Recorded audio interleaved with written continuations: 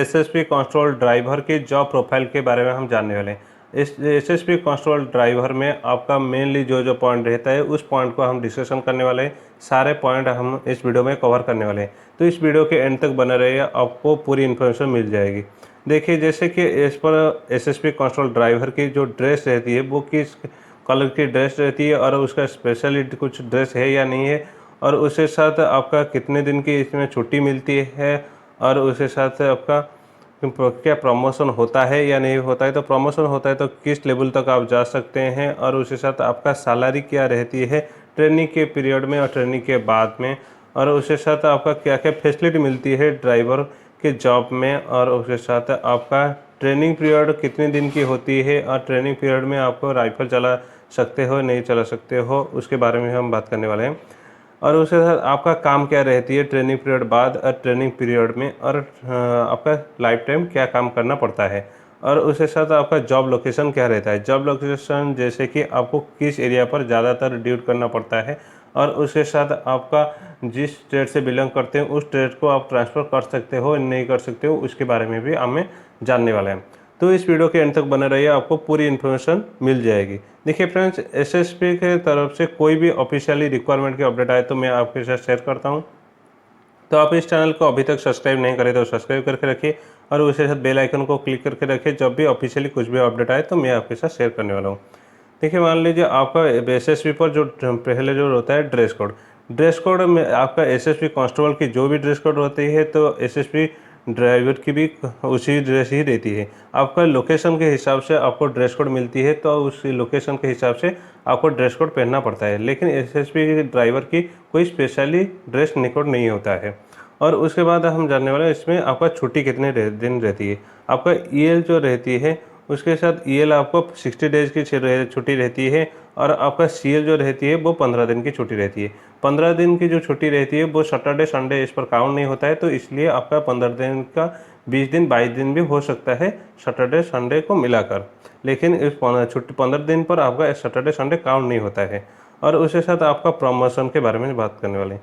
Promotion के बारे में बात करने से पहले मैं आपको कुछ बताना जैसे कि आपको अभी ड्राइवर में है तो आप ट्रेड चेंज करना चाहते हैं तो ट्रेड चेंज कर सकते हैं, लेकिन वो 3 साल के बाद ही आप एलडीसी देकर ट्रेड चेंज कर सकते हैं। उसके बाद आप एएसआई भी फॉर्म भर सकते हैं, और आप डायरेक्ट रिटन एग्जाम पर देकर भी भर्ती हो सकते हैं।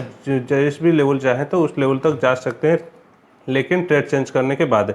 नहीं तो आप जिस ट्रेड पर हो, यानी आप जो कांस्टेबल ड्राइवर में जो भर्ती हुए हैं उसमें आप प्रमोशन लेना चाहते हैं तो आप हवलदार और एएसआई और एसआई तक जा सकते हैं। लेकिन आप हवलदार होने के लिए आपको 6 साल की कंप्लीट होने के बाद ही आपका हवलदार हो सकते हैं, और उसके साथ 10 साल कंप्लीट होने के बाद आप एएसआई हो सकते हैं, और एसआई भी उस 10 साल के बाद ही आप एसआई हो सकते हैं। लेकिन वो जो टाइम पीरियड मैं बता रहा हूँ उससे कम है, ज़्यादा भी हो सकता है, लेकिन लगभग 5-6 साल के बाद ही आप हवलदार हो सकते हैं।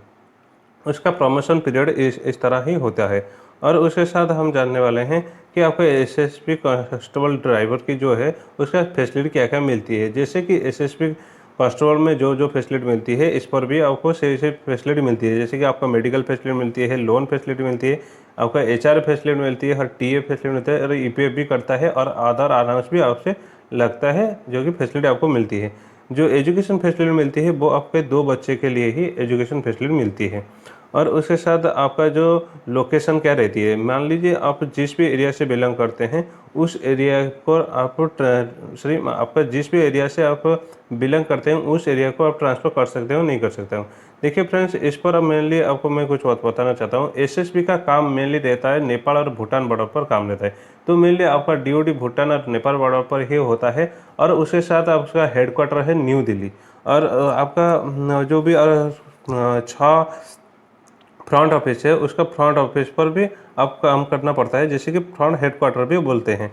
फ्रंट हेडक्वार्टर है उत्तर प्रदेश, बिहार, आसाम पर 2 है जो कि गुवाहाटी और सोनापता में है, और उसके साथ वेस्ट बंगाल में है, उत्तराखंड पर है। इस लोकेशन पर ज़्यादातर आप ड्यूटी करते हैं, लेकिन आप जिस स्टेट से बिलोंग करते हैं उस स्टेट पर एसएसबी का बटालियन है तो आप बटालियन आए तो आप आ सकते हैं, नहीं तो आप कोई मेडिकल इमरजेंसी दिखाकर भी आप ट्रांसफ़र होकर आ सकते हैं, लेकिन वो 3 साल तक ही आप आ सकते हैं। तो इस तरह उसका होम स्टेट के ट्रांसफ़र की रूल रेगुलेशन रहता है। और उसके साथ हम जानने वाले हैं कि एसएसपी पर आपका जो सैलरी कितना होती है। देखिए फ्रेंड्स, इस पर आपका सैलरी जो बेसिक सैलरी है वो होता है वो 21,700 की बेसिक सैलरी होती है, और आपका इसमें डीए भी मिलती है और आपका एचआरए भी मिलता है। एचआरए आपका बेसिक सैलरी का परसेंटेज के हिसाब से मिलता है। जैसे कि आपका सिटी के हिसाब से, आप जिस सिटी से बिलोंग करते हैं उस सिटी के हिसाब से आपका परसेंटेज मिलता है। परसेंटेज जो मिलता है आपका बेसिक सैलरी के ही परसेंटेज मिलता है। एचआरए आपका एक्स, वाई और जेड इन 3 सिटी के हिसाब से मिलता है। एक सिटी पर आप बिलोंग करते हैं तो आपको 24% एचआरए मिलेगा, और आप वाई सिटी से बिलोंग करते हैं तो आपको 16% एचआरए मिलेगा, और आपका जेड सिटी से बिलोंग करते हैं तो आपको 8% की एचआरए मिलता है। और रिस्क अनाउंस भी मिलता है, जैसे कि आप टेररिस्ट एरिया से या कोई नक्सल एरिया से आप बिलोंग करते हैं तो इसलिए आपको रिस्क अनाउंस भी मिलती है, जो कि है 17,000 की मिलती है, और लोकेशन के हिसाब से उसका रिस्क अनाउंस भी वो घटता है और बढ़ता है भी। तो इसलिए आपका राशन बनी भी मिलती है और अदर अनाउंस भी आपको मिलती है। लगभग आपका ट्रेनिंग पीरियड में आपका 29,700 प्लस की आपका सैलरी आ जाता है, और आपका एचआरए जो मिलता है वो ट्रेनिंग पीरियड के बाद मिलता है, तो वो आपका सैलरी लगभग 34,000 प्लस हो जाती है आपका सैलरी। इस तरह आपका सैलरी का बारे में हम जान चुके हैं। तो अभी हम जानने वाले हैं कि आपका ट्रेनिंग पीरियड क्या होती है। देखिए फ्रेंड्स, ये आपका ट्रेनिंग पीरियड जो होती है उसमें आपका ड्राइविंग की ट्रेनिंग नहीं होती है, क्योंकि आपका ड्राइवर की ट्रेनिंग आपको ऑलरेडी कंप्लीट करके आए हैं, तो वो ड्राइविंग टेस्ट ही देकर ही आप आए हैं, तो इसलिए आपका ड्राइविंग ट्रेनिंग नहीं होता है। बाकी आपका एजुकेशन की ट्रेनिंग होती है, और ड्राइविंग का जो एजुकेशन होता है उस ट्रेनिंग भी आपको देते हैं। और आपका जो ट्रेनिंग पीरियड होता है वो 48 वीक की ट्रेनिंग पीरियड होता है, और उसके साथ आपका जो एजुकेशन रहता है आपका इसमें एसएसपी पर आपका फिजिकल ट्रेनिंग होता है और राइफल ट्रेनिंग भी दिया जाता है। जो एसएसपी कांस्टेबल जो भी ट्रेनिंग लेते हैं आपको वही ट्रेनिंग देते हैं, और उसके साथ आपको एसएसपी का रूल रेगुलेशन की जो एजुकेशन की क्वालिफिकेशन है वही आपको मिलती है। व्हीकल का वो ट्रेनिंग होता है, वो व्हीकल की एजुकेशन की ट्रेनिंग आपको मिलती है। इस तरह आपका 48 वीक की एग्जामिनेशन से ये ट्रेनिंग चलती है। 48 वीक की ख़त्म होने के बाद आप ट्रेनिंग क्लियर हो जाते हैं, तो जिस लोकेशन के हिसाब से आपको पोस्टिंग करना चाहते हैं तो उस लोकेशन को आपको भेज देते हैं।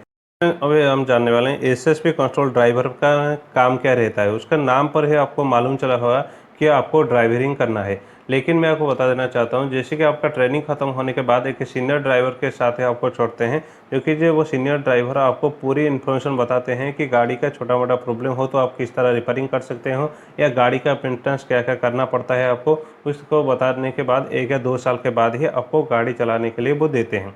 इस तरह एसएसपी कंट्रोल ड्राइवर की पूरी इन्फॉर्मेशन हम जान चुके हैं। मैं आपको बता देना चाहता हूँ एसएसपी कंट्रोल ड्राइवर की जो टेस्ट होती है वो किस तरह टेस्ट होती है उसका भी वीडियो आपको मिल जाएगी। तो आप इस चैनल को सब्सक्राइब करके रखें और उसके साथ बेल आइकन को क्लिक करके रखें। आपको नेक्स्ट वीडियो जल्द ही मिलेगी। थैंक यू फ्रेंड्स इस वीडियो के एंड तक बने रहने के लिए।